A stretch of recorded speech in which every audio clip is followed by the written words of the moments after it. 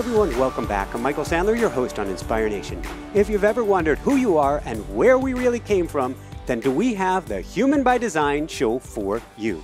Today I'll be talking with Gregg Braden, 5-time New York Times best-selling author, a pioneer in bridging science and spirituality, and the brilliant author behind a treasure of a new book, Human by Design.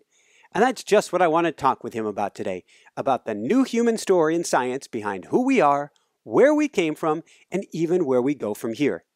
That plus we'll talk about heart trips to Egypt, recovery rooms in the Mayo Clinic, friends and old operating system, abbots and geshes in Tibet, timeless living and Lee Ching-yun, the importance of Shante Ishta, and what in the world calling mom on Sundays has to do with anything.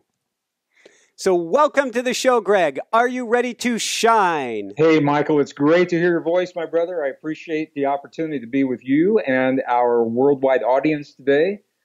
We've never done this before. I'm going to follow your lead, and my sense is our time together is going to go by really fast. I think it will. It is. So on that note, I had a bunch of backstory questions for you, but maybe Sure. you could bring us up to speed. What was your life like, first off, before age 10?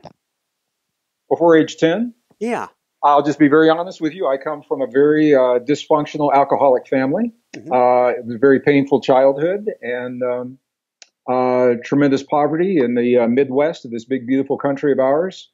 I lived, when my father left our home, my mother raised two boys, myself and the younger brother, in very low-income housing with a lot of other people who were in very similar circumstances to where I am.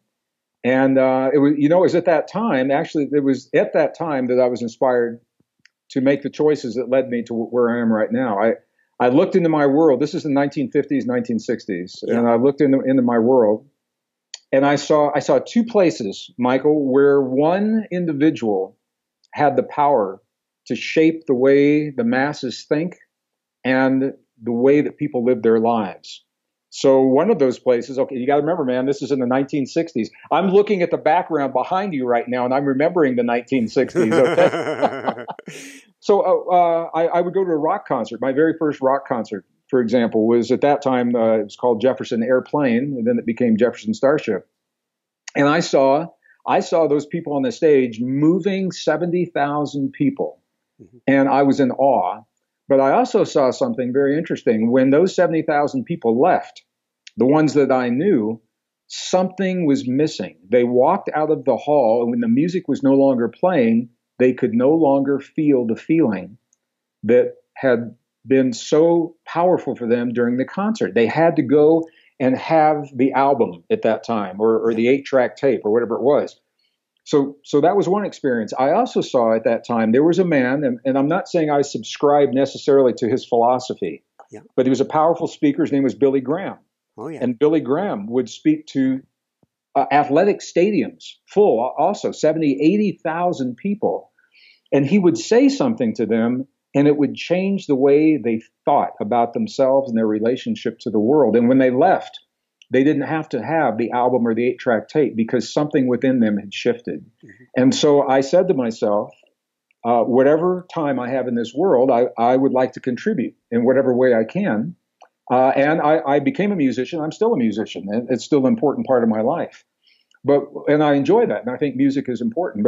And I believe that when we can share something of ourselves with the world that changes the way people think about themselves and their relationship to their own bodies and to one another in the world, that's where the real change begins. So my childhood contributed, I think, in a very powerful way to me embracing those two paths, and my adult life is the outpicturing of me exploring both of them. And so, that makes how much was spirituality then, or did you even have a definition of spirituality growing up? I'm when we talk about spirituality, what I came to understand at a very early age is that spirituality predates religion. The spirituality is about relationships, about us and our relationship to our own bodies, to other people, to the earth, to the past, to the future, to God, to the cosmos. It's all about how we relate to our existence. The religions came along later, dominated by males, and wrapped the rules and the dogma around those pre-existing understandings, and in many cases actually led people to feel less connected to themselves and to one another, and to feel separate from the world, and to begin to judge one another, because so many of the religious ideas were about one idea being superior to another, and if other people don't think that way, that we are to judge them in some way. Mm-hmm. So very early on, I learned to cut through the red tape of the religion. That wasn't what interested me. What interested me was the spiritual understandings that predate the religion, that go all the way back to the earliest civilizations that we now know existed on our planet. And that thinking and that work is reflected in some of my work. The most recent book, Human by Design, is all about the new science, peer-reviewed science. It's not new age, new thinking. It's not mysticism. It's not my theory. It's not my hypothesis. This is rock-solid peer-reviewed science that's overturning 150 years of scientific thinking when it comes to us, who we are, where we came from, on the one hand. And on the other hand, there is a reluctance, and in many cases, there's a resistance to sharing these new discoveries in the mainstream, because there is a battle that is ensuing to hang on to an old story, a story that's 150 years old, that is obsolete. It's not supported by the evidence. It's not serving us in our lives, in our world today. On the one hand, the other hand, academia and mainstream media is fighting to hang on to this old story. So it's interesting to see how these two things are playing out right now. I want to dive into that. And I have to say about your book, it's about time. Because if you actually step back and look at this, you'll see that the science, and I'm big into the science side, I'm a bridge as well, but it doesn't add up. I mean, the odds, for one thing, phenomenally against it. The second challenge is there's no evidence. There's these huge holes. But before we do that, give us just a tiny bit of background. What's your science background? And then let's dive right into the book. Sure. Yeah, I am a scientist, and I think science is good. Science does not have all the answers. I'm a geologist by degree. However, I have a strong background in life sciences. So in vertebrate biology, paleontology, microbiology, as well as chemistry, math, and computer science. So for me, it all works together to help to understand what those new discoveries are telling us. Mm-hmm. So I believe in science. I support the scientific method. Now, I'll tell you what's happened, Michael. In recent times, science has been hijacked, and it's been hijacked by competing interests. Corporations, politics, religion, all are hijacking science and cherry-picking data to make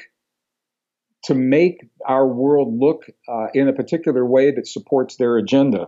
And my problem with that, our world is changing and our lives are changing. And how can we possibly be resilient to the changes? How can we possibly thrive in this new world if we're not honest with ourselves about the world?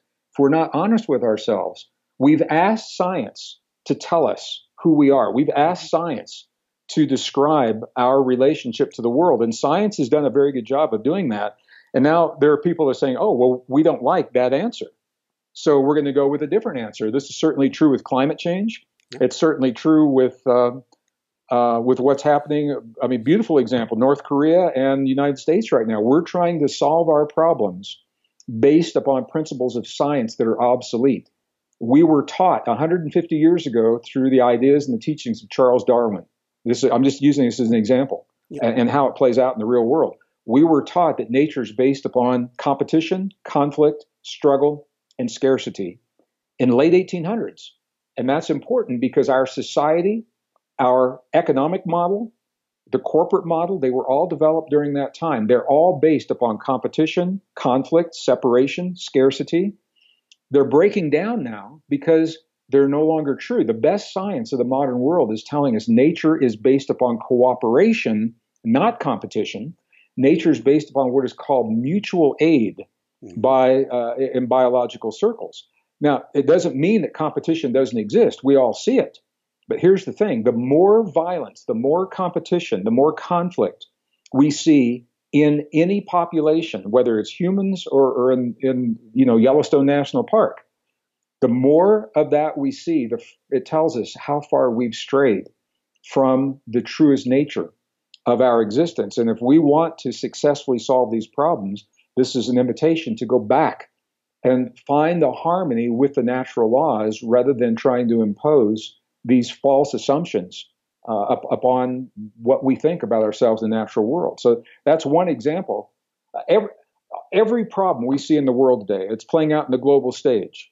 Again, in the Middle East, North Africa, United States, North Korea, whatever it is, it plays out in our homes, in our families, with our loved ones, our husbands, our wives, our partners, our spouses, our siblings, our kids.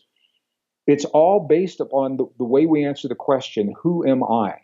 And for 150 years, we have been taught that we are powerless, separate from one another, separate from the world. And that thinking leads to a fear. And the more we fear, the more we lash out. And you're seeing this play out on the global stage, as well as in our society, with the hate crimes, the hate of religions that are different from ours, of the racial diversity, sexual diversity. So this book is an opportunity. Once we redefine in truth, who are we, the better we know ourselves, the less we fear. The less we fear the change of a new world, and the less we fear one another. And until we can get to that point, Michael, anything we do to try to solve the problems in our lives, I think it's a Band-Aid. So, yeah, a well-intentioned Band-Aid, but it's a Band-Aid. So if we're gonna really get real about what's happening in the world, we've got to think about ourselves differently. And this book is an invitation to begin doing just that. So let's go back from there. Let's go back 150 years, something that at the time was revolutionary. Actually, at the time it was quite disputed, but has taken on a life of its own that has made us feel small, powerless, insignificant. What's wrong with what Darwin discovered, and why hasn't it been replaced? Sure. Well, I'm going to say a couple words about Charles Darwin. First of all, I have a lot of respect for Charles Darwin. Actually, I was doing a radio interview not long ago, and the interviewer did not like the book. He didn't like the ideas in the book, and he had some problems with me.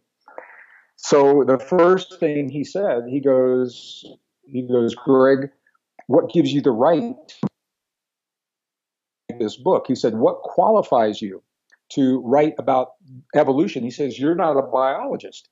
And I said, do you know what Charles Darwin, the man who the theory, do you know what his, and the interviewer didn't know. And I said, his background is the same as mine. We were both geologists. And the guy went to a break. He went right to a break. And when he came back, we didn't talk about it.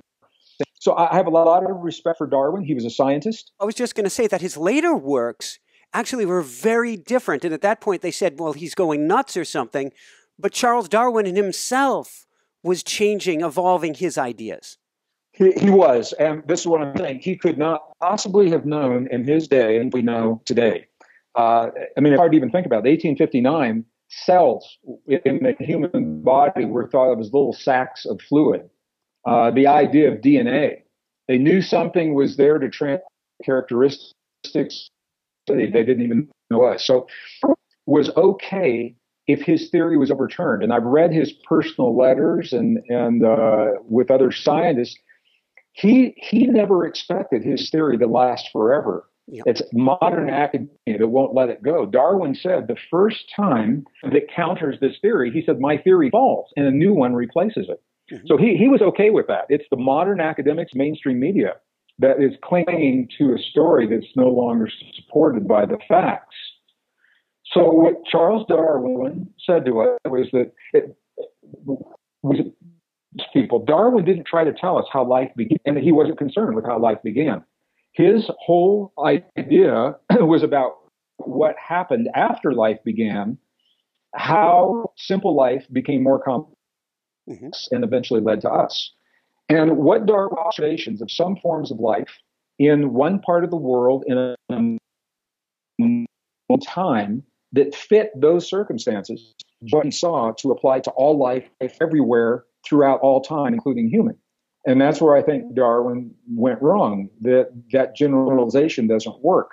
The physical evidence that links us to the primitive we've all seen on the evolutionary family trees and National Geographic and the History Channel and, Discovery and all that, those relationships, if you look at the evolutionary tree where it shows modern humans at the top and these other forms of life below us, if you look closely, we are connected through dashed or broken lines. They're not solid lines. And what that means is there is no physical evidence to substantiate that connection. It is believed to exist. However, the physical evidence has yet to be found. And we've known that for years. It's been a big controversy. And if that's all there was, just like Jurassic Park with science fiction, when that movie was made, where they took the DNA from the fossilized remains of dinosaurs and they built the genome based on the DNA. We are now doing that. We are pulling the DNA from the bone and marrow of beings that were believed to be our ancestors, and we build their genomes. And what we know is that they are not our ancestors. We are not their descendants. Neanderthal, for example. When I was in school back in the 50s, 60s, and 70s, I was taught that Neanderthal is our ancestor. We know that we did not descend from Neanderthal. We do have some Neanderthal DNA within some of us, more Europeans than North Americans, because we interbred with them. We shared the earth with them. And if we shared the earth with them, we could not have descended from them. And it's very clear from the DNA evidence now. But where it really becomes very controversial, Michael, is for our listeners who are familiar with Neanderthal. If you studied Neanderthal in school, then you probably studied another form of life. At that time, it was called Cro-Magnon, which is, the new term is now called, the acronym is AMH, Anatomically Modern Human. Self-explanatory. Anatomically modern humans showed up on the earth 200 years ago, not changed, say appeared. We are those anatomically modern humans. Our brain capacity, our DNA, our bone structure, it's the same as it was 200,000 years ago. That's not Darwin's idea of evolution. And the DNA is showing us that for us to appear 200,000 years ago, were very specific mutations that happened very precisely. They happened in a way that would be attributed to evolution, as we know evolution today anyway. And they happen right at the same time, rather than slowly, gradually over a long period of time, which is the hallmark of evolution. So, for example, human chromosome 2, it's the second largest chromosome. 8% of all of the DNA in our cells is made from human chromosome 2. There are genes that are responsible for the neocortex of our brain. That's the biggest part of our brain, the most recent part that gives us the uniquely human experiences of empathy, passion. No other form of life can wake up in the morning and say, in this moment, I choose to enhance my immune response. I choose to awaken my anti-aging enzymes. I choose to embrace deep intuition so that I can connect with my world on no other form of life on demand. And that is all from this neocortex that happened relatively suddenly 200,000 years ago. Chromosome 7 gave us the ability for complex speech. Our tongue and our jaw to our brain. And, one of the things, as a scientist, I've always wondered this. Chimpanzees, for example, we share over 98% of our DNA with a chimpanzee. And I mentioned earlier, I'm a musician. And as a musician, I always wonder, why can't a chimpanzee sing Stairway to Heaven? I mean, we're so close to them genetically. Why can't they sing? And this is the reason. We have a mutation from 200,000 years ago. 75 million years, those chimps existed. That mutation never happened with them. And all of a sudden, this shift in a genetic code gave us this ability for complex speech. It happened when we developed the neocortex. We don't know exactly what caused it, but we know it's not part of evolution. And scientists say it appears to have an underlying intention. The precision, the way the genes were modified after some of them were fused together, then the overlapping portions were either deleted or modified to streamline and stabilize them. That is a sign of intentionality. So the second part of our book, the first part of the book is the science, where I'm sharing how this happened. It's in technical language. I moved all the tech stuff to the back. But the second part of the book is now that we know this, how do we awaken this extraordinary potential that appears to be fascinating? If we are here 200,000 years and we've had this potential from the very beginning, it suggests that we're intended to this potential, to awaken it and apply it in our lives. How do we do that? Thank The you. second part of the book is my experience. I want to dive into that. Before that, let's take on two of these details for a minute or two here.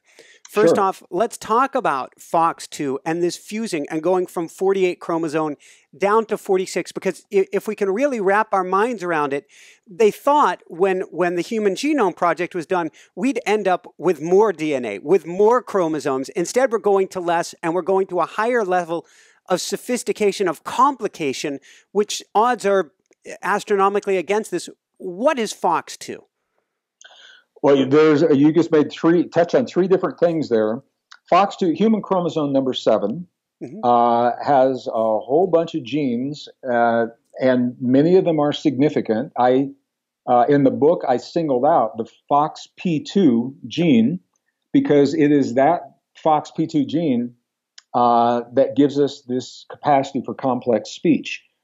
We are genetically related to primates, and there's no doubt about that. And what's so interesting is other primates, so 75 million plus years, they have continued with none of these mutations. All of a sudden, 200,000 years ago, there was a swap of 2 DNA letters. They were interchanged in a very precise way that continues to give us this ability for complex speech.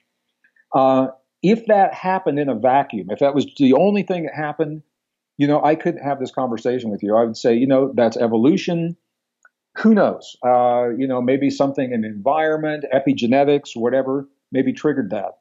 It's the fact that happened at the same time that human chromosome 2 was being formed. Human chromosome 2 is the fusion of 2 other pre-existing chromosomes, fused and streamlined and modified, tweaked. After the fusion, it was tweaked in a very precise way. And these are not the only ones, but these are 2 of the big examples that I'm using in the book.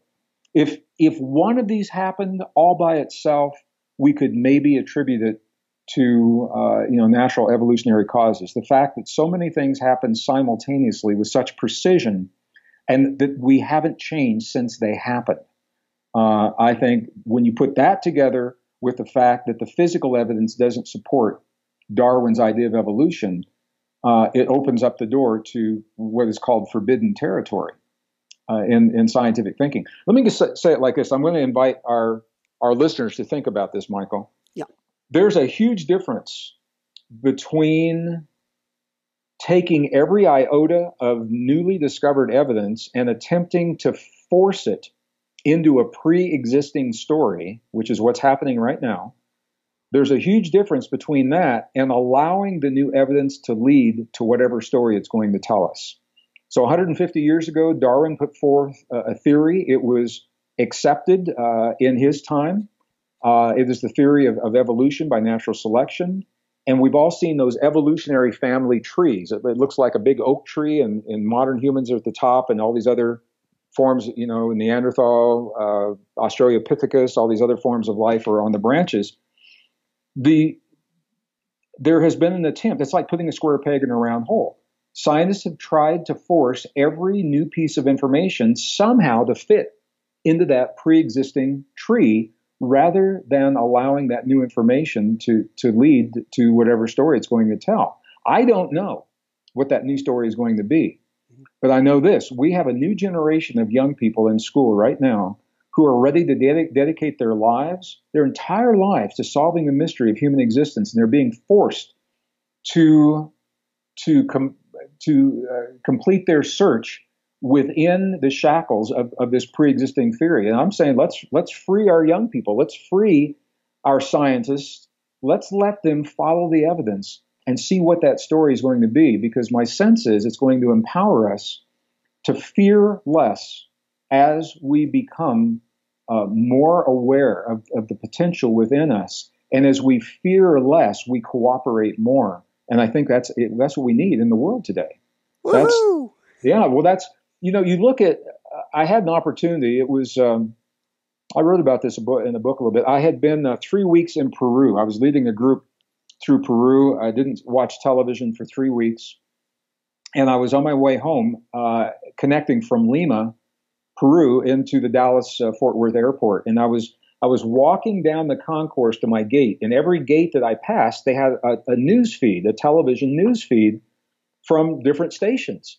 And so as I was walking in the concourse, I was getting like a fast forward of everything that I'd missed while I was gone. And I got to tell you, it was a scary, scary world.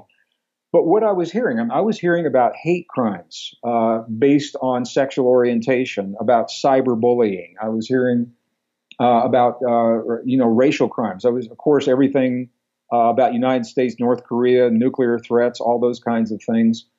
And by the time I got to my plane, I sat down and I was just thinking, as different as all of these things were that I was hearing, the common theme through all of them is that it all comes down to the way we answer the question, who am I? We solve our problems based upon the way we think of ourselves. Darwin's story has led us to believe that we are powerless, separate, and that we live in this dog-eat-dog world based upon competition and conflict. And every one of those things I'd heard on the news was an outpicturing of that in some respect. Fear of the unknown, fear of things that are different. And as we embrace the deep truth that the new science is showing us, as we redefine who we are, we're not some random accident of creation. There appears to be some intentionality. Now, I don't know who or what, and I'm not saying the book doesn't know. Science can only tell us what happened. Science cannot tell us why it happened. So science is telling us what happened to our DNA. Science cannot tell us that whatever thinking was behind that. So what we know is that we're not this product of random mutations, and that changes the way we begin to think about ourselves. And when you look at the potential within us, the capabilities that come with being in these bodies that are not being developed right now, it changes everything. So I just wanted to say that. I think the book is interesting, but it's also, I think, life doesn't happen in a vacuum. And this book is released at a time when we are more polarized as individuals, families, communities, societies, nations than I've ever seen. I lived through the 1960s, and I thought it was bad then. And what I'm seeing now makes the 60s pale by comparison. So it's an invitation to embrace the deep truth of our existence, think about ourselves differently, and in that way empower us to work together in our world to become the best people we can be and create the best world possible. So I just want to say that as we're going through this today. I think it's important. And I think that part to me is the woohoo! There is hope. There is possibility.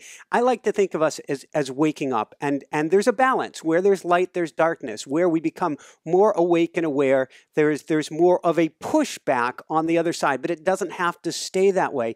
I want to talk about another piece of the science that is fascinating to me, a discovery or a learning that's taking place that really, I think over the long run, changes everything, changes the landscape of everything we know, believe, exist, do the works, which is the little brain. And I'm going to put that in quotes because I'm going to call it anything but little of the heart. Well, this is in the second part of the book.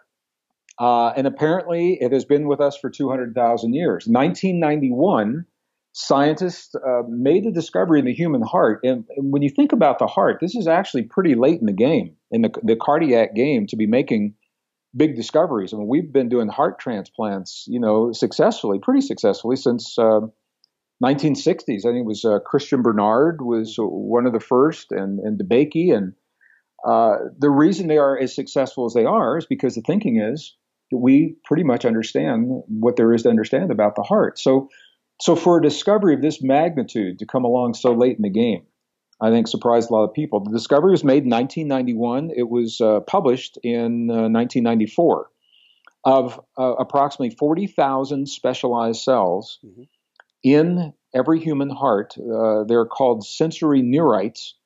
They are essentially brain-like cells that are not in the cranial brain. They're in the heart. They're concentrated in the heart in such a way. They're concentrated in a network, a neural network, and they are actually called the little brain in the heart. And I want our listeners to know this isn't a metaphor for what I'm saying here. I mean, this is literal. Mm-hmm. These cells, they think independently of the cranial brain. They remember independently of the cranial brain. They feel and they sense independently of the cranial brain. They respond to a very different kind of communication with the body than the cranial brain. And this is important for all of us because it means every emotionally significant experience we've ever had, every joy, every success, the most ecstatic times in our lives, every hurt, every betrayal, every violation of trust has registered in two places in our bodies. And we rarely have problems with the good experiences. You know, we don't say that we get stuck. We're hopelessly stuck in joy. You know, that's not a big problem for most people. But when we have experiences that hurt us and we go through, you know, talk therapy or whatever therapy we choose, often that therapy is about thinking, remembering, reliving, trying to understand and make sense of the experience. And that is pretty much a mental activity. And we can do that very successfully, but people say, I'm still feeling, you know, the hurt. And one of the reasons may be because we have yet to, there are exceptions to this, certainly. There's some therapists that do this very well. But in general, we don't acknowledge the memories that are held in the little brain in the heart, in these 40,000 sensory neurites. So yeah, you know, scientists began to find out about this through heart transplants. It's very common, and maybe some of our listeners have even experienced this. For the recipient of a heart from another person, the actual transplant successful, but the personality of the individual that receives the heart sometimes can begin to change. They can have cravings for foods, for example, they've never had in their lives, or a political interest that they've never had, or even sexual orientation is documented. Sexual orientation has changed once the person receives a new heart, and the changes reflect those of the person that had the heart before it was transplanted. Mm-hmm. So doctors have known that. Anecdotally, they talk about it. You know, they say, "Oh, you know, isn't that curious? Isn't that interesting?" But it was only through a very high-profile crime case in the Midwest where a young girl received a heart from another young girl, a little bit older than she was. And through the dreams that she was having, which were actually memories carried by the heart of the young woman who had been killed, she was able to describe in detail to a forensic artist what the killer looked like, what words he used as he was taking the young girl's life. And that evidence was used to find, put out an all points bulletin. They found the man in a small Midwestern town. They accused him, they tried him, they convicted him, and he was sentenced and is now serving time based on the evidence from the heart of the victim whose life he took, who now is in the body of another human, a little girl. So I use that, I talk about it in more detail in the book, but I use that as an example that is how real this memory is. It's not just a metaphor. It is a literal memory. However, it works through the language of emotion more than the language of verbal, verbal descriptions. So that's the 40,000 cells in the human heart. The reason this is important is because we now know, of course, the heart and the brain are two separate organs. One of the common themes through our most ancient and cherished spiritual traditions, and I've spent a lot of time with the yogis and the monks and the nuns and the abbots and the healers and the curanderos and the Yucatan and Tibet and Egypt and Peru and Bolivia and all through the American desert Southwest. One of the common themes in their very diverse practices is that they have learned to harmonize the heart and the brain, two organs, but they harmonize them into a single potent system. Mm-hmm. And now we know why that's possible, because we're having heart neurons talk to brain neurons. And when we do that, when we are able to create this harmony, which is very easy to do, and I actually give the instructions in the book. Well, can you share a little bit here, because you've used that. In fact, you've gotten into that state of coherence for many of your biggest decisions. I've tried to come up with a word, heartings versus brainstormings. I've been trying to think of this for years because you're dropping down from what I'm going to call the little brain of the head and going into what I would call the bigger brain of the heart to make your decisions. They work together. And I want to be really clear with our audience. I mean, there's nothing wrong if you don't do this. What I'm saying is that we have a potential that has been with us for 200,000 years. It was with anatomically modern humans when we showed up on the earth 200,000 years ago. It didn't evolve slowly, gradually over long periods of time. So it appears to be a part of the hardware, if you will, that we are wired to apply in our lives. And it is the ability, unique to humans, no other form of life, to harmonize the heart and the brain into a single potent system that is called coherence. And or harmony, you can think of it that way, heart-brain harmony. Yeah. And when we achieve that state of heart-brain harmony, that place opens the door to a plethora of possible applications.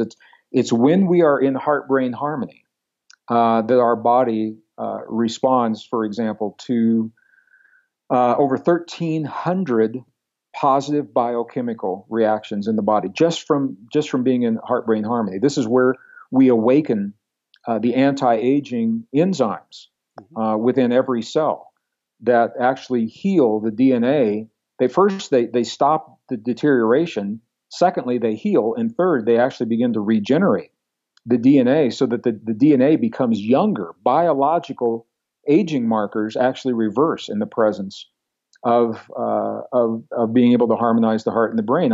I've been with nuns who are 120 plus years old, and you would never know it to be with them. But they do this, all the time. It's the same process that enhances our immune response.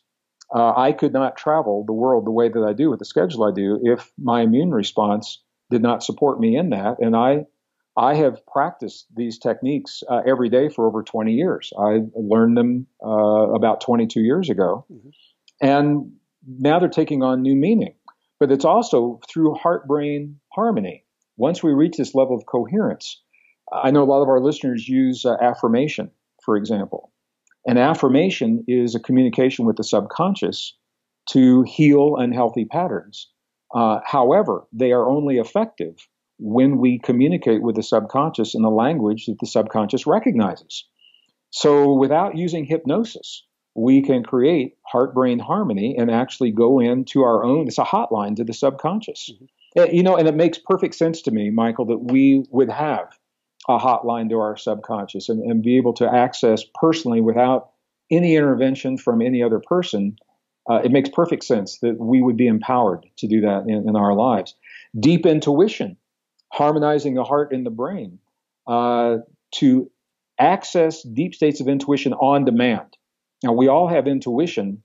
Sometimes it's spontaneous. You go to make a phone call, you pick up the phone, and the person you're going to call is already there. And that's spontaneous intuition. You say, well, that was cool. Can I do that again? And I guarantee you, if you consciously, mentally try to replicate that, it will never happen because you'll either pick up that phone too soon or too late. Yeah. It is a subconscious connection, an intuitive connection allows us to do that. So how do we have those deep intuitive experiences when we choose to have them, when we most need them? And when we need to ask ourselves the questions that nobody else can answer, if we've got a medical diagnosis and we want to know what kind of treatment, I have friends going through this right now. Everybody they ask gives them a different answer. Their parents want them to be conservative because they want them to live. Their friends tell them to go holistic, and other friends tell them to go homeopathic, and other friends tell them, to breathe this or drink that. And they say, man, what should I do? Well, nobody knows except you. And when you go into your own states of deep intuition, you open up this dialogue with your own body, and your body tells you what it is that it needs. And heart-brain harmony is the doorway to that dialogue. And for the scientists that are listening, mm-hmm. I want you to know this is more than, it can be done intuitively, but it can also be measured. The optimum communication between the heart and the brain is a very low frequency. It's 0.1 hertz, not even 0.1. So you can't even hear 0.1 hertz. It's right below that threshold of you can feel it, but you can't hear it. Yeah. So when we create the emotions that send a zero point 0.1 hertz signal from the heart to the brain. And we combine that with certain forms of breathing, certain techniques of breathing, and other techniques of shifting our awareness within our bodies. When we put all this together, it opens the door to this extraordinary potential that we thought was relegated to mystics in the past. And, now we can do it in our living room. So, woohoo! Yeah. From there, I want to talk. Oh, go ahead. Go ahead. I want to make the best use of the time we have left. Yeah, I want to talk about what was my biggest takeaway, which is probably unusual. You probably haven't had somebody say this before, for this being the takeaway of the book. But I want to talk about it because to me it was all important. You traveled to Tibet. You traveled up to 16,000 feet. You're meeting with different abbots. You're meeting with this, I'll probably now pronounce it wrong, a geshe.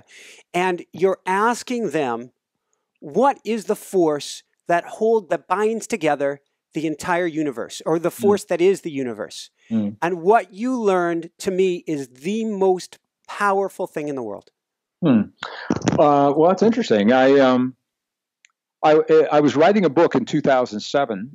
It's actually similar to this book in the sense that it was the science to document something that we all sensed intuitively but had not been proven. The book was called The Divine Matrix, and it was the science of the field that connects all things.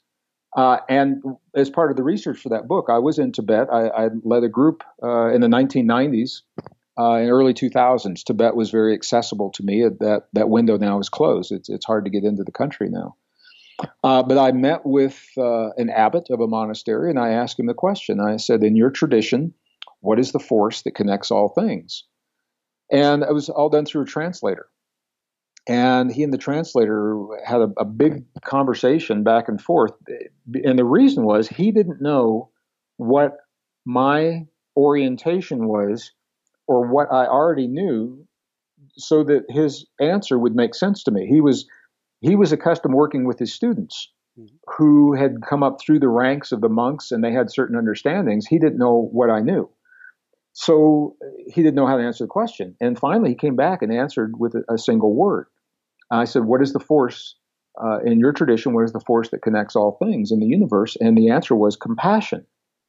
And so I asked him, I went back with another question, and I said, are you telling me that compassion is a force of nature in the universe, or are you telling me that compassion is an experience that we have in our bodies? And he went back and forth with the translator again, and he came back with one answer, and his answer, one word, and the answer was yes. So he was telling me, yes, within our bodies, we have the ability to communicate with the force that holds this universe together. And it's through an experience that is the basis of their traditions, of the teachings of Tibetan Buddhism, and that is compassion. So, and it made perfect sense because, and again, these things don't happen in a vacuum. And another book I had written about the teachings of the masters that were edited, in some cases deleted, from our modern spiritual traditions, including the Christian Bible. So as good as the Christian Bible is, and I use the Christian Bible because I'm in a primarily Western Christian world, what I'm saying is true in other traditions as well. It's true in the Hebrew traditions as well, for example. But we know in the 4th century, there were at least 43 books that were removed from the modern Christian Bible, and what was left was condensed and rearranged. We know that because those books have been recovered archaeologically, the Dead Sea Scrolls, the Nag Hammadi Library in Egypt for the New Testament. And in those books that were edited, the masters, such as Jesus, and when I talk about Jesus, it's not as a religious man, but as a historical figure, as a teacher, as a master, actually shared the techniques with his students 2,000 years ago that parallel what science is now found in the laboratory. And it made the abbot's response to me make sense. Because when I asked the abbot, I said, when we see your prayers on the outside, what are you doing on the inside? He says, you've never seen our prayers because a prayer cannot be seen. He said, what you see on the outside, the bells, the bowls, the gongs, the chimes, the incense, the chanting, the mudras, the mantras, all that cool stuff, that we associate with Tibetan Buddhism. He said, when you see that, that is what we do to create the feeling on the inside, and the feeling is the prayer, and that is the message that was in those edited Christian texts. But we don't know that because we don't have access to the text. If we saw that, we would know that the words are not the prayer. So when you say, Our Father who art in heaven, or God is great, God is good, or now I lay me down to sleep, or whatever your prayer is, those words are not the prayer. Those words are the code designed to create the feeling in our bodies. The feeling is the prayer. And it all makes sense when you put all this information together, because there is a force that responds to that zero point 0.1 hertz within our bodies, and it's not limited to our bodies. It extends beyond our bodies as well. So this goes a long way when we begin talking about some of the healings. I talk about in some of the other books, and I got to tell you, Michael, this is a very different way of thinking. I'm a geologist. I was raised in a very conservative community in northern Missouri in the 1950s and 60s, and nobody in my world thought about this kind of thing the way that we're talking about now on the one hand. And on the other hand, if we're honest with ourselves, this is what the discoveries are showing. And when we find ourselves in a world where the old teachings no longer serve us, now I'm not going to say they're right, wrong, good, or bad. They obviously worked well enough to get us where we're here today, so we have to say they worked. But it's time to let those go. Let them go if they're no longer serving us, and embrace the new discoveries that bridge the science and the spirituality, so that we have a new wisdom that's greater than science can be by itself. It's greater than spirituality can be by itself. In the modern world, we need something more. And I think it's embracing these two great ways of knowing and weaving them into a greater wisdom that gives us the evolutionary edge, so that we can thrive in a new world that's emerging, not just survive, not just get by, but actually do really, really well. And that, I think, is the power of a book like Human by Design. Woohoo! Few quick wrap-up questions. Sure. This is like the $1 million question. There's no simple answer. Do the best you can. What do we teach our kids? Oh, that's an easy one. I think we teach our kids. We first, before we teach, we be honest with our young people. And we be honest with them and tell them we do not have all the answers. Here's what we know now to be true, and it may change within their lifetimes. But we share with them the new discoveries, that nature likes them, that they are part of a system based in cooperation rather than competition and conflict. We teach them that they are part of rather than separate from this world, and that they are in deep communion with the world around them, with other forms of life, other people, as well as with their own bodies. And we teach them to be conscious and aware of their emotions, and not deny them. It's impossible to have a bad emotion. When it's there, it's there. The key is to acknowledge it. What is that emotion telling you when you have a symptom in your body? What is your body telling you? They're all signals. They're all indicators. And when we have a new generation of young people that believes that the world is based in cooperation and that nature loves them rather than is out to destroy them, that is reflected in everything that they do in the world. I'd love to see a world with a new generation of young people that think that way. And we have that opportunity right now. Woohoo! Yeah. Before I let you go, and I've got just a few quick questions. If I gave my coaching hat, put it on you right now, what one homework assignment would you give people to work on today? When